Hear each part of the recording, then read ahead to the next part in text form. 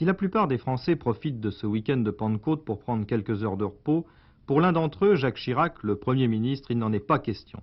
Il prépare la déclaration de politique générale de son gouvernement qu'il fera mercredi prochain à 16 h devant les députés à l'Assemblée nationale.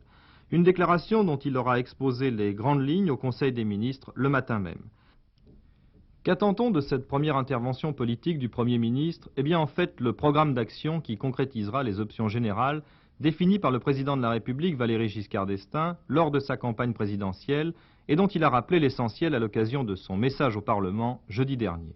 C'est sur cette déclaration de politique générale que Jacques Chirac engagera le lendemain jeudi la responsabilité de son gouvernement par un vote des députés et qui permettra de fixer les contours de la nouvelle majorité présidentielle à l'Assemblée.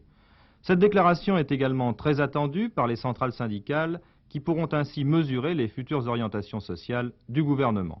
Un débat donc très important au cours duquel tous les représentants des groupes politiques à l'Assemblée prendront la parole. Vendredi, le président de la République, M. Valéry Giscard d'Estaing, se rendra à Chamalières pour la première fois depuis son élection. À cette occasion, se tiendra une réunion extraordinaire du conseil municipal au cours de laquelle Valéry Giscard d'Estaing devrait remettre sa démission de maire de Chamalières. La fin de la semaine sera marquée également par deux événements d'importance. C'est samedi, en effet, que l'on connaîtra la composition définitive du gouvernement avec la nomination des secrétaires d'État au nombre de 17, dit-on. Enfin, samedi et dimanche se réunira pour la première fois depuis le 19 mai le comité central de l'UDR qui, après la déclaration de politique générale de mercredi, pourra définir sa position à l'égard du nouveau gouvernement et de sa politique.